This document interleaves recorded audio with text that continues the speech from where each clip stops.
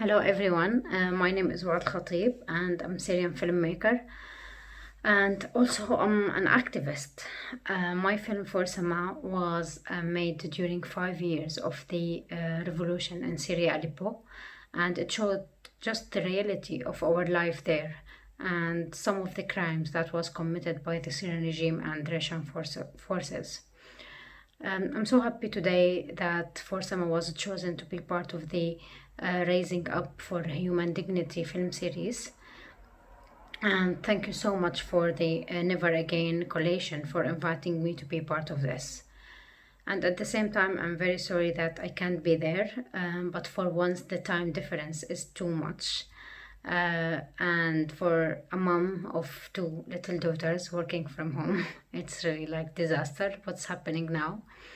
But at the same time, like I'm really glad that this conversation is happening, and like this great panel discussion today will keep telling people about what's happening in Syria until today and demand accountability. I'm just still hoping that one day we could find the justice that we are seeking for every day since 2011 when the Syrian revolution started until today. My experience in Syria was so mixed between being the female filmmaker and the mom at the same time.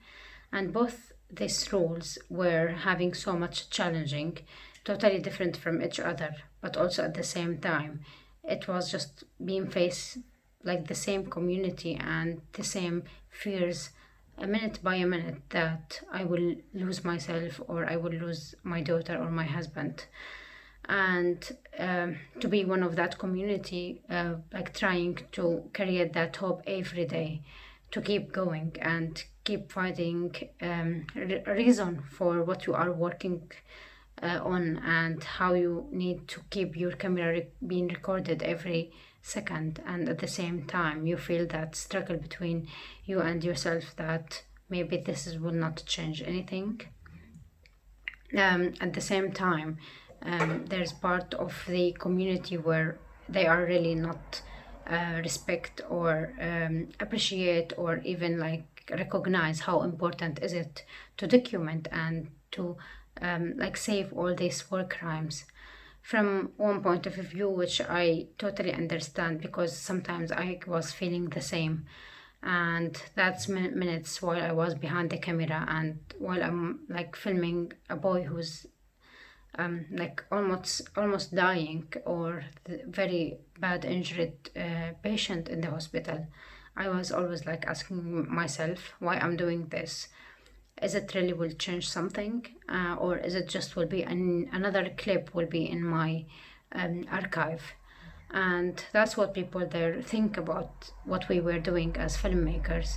And as a mom also, to see my daughter growing up in front of my eyes and feeling sometimes very hopeless that I can't do something to protect her.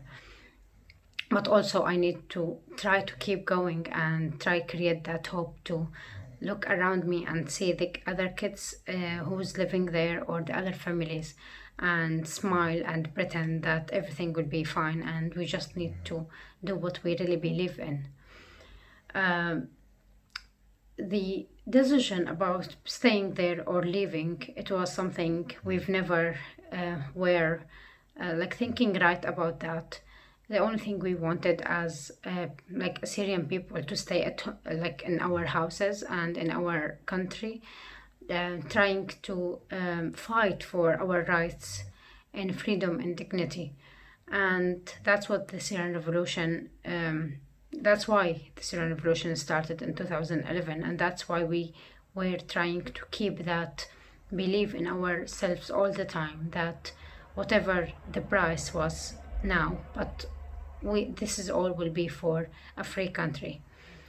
The last crime happened in front of our eyes before we leave Syria was the displacement.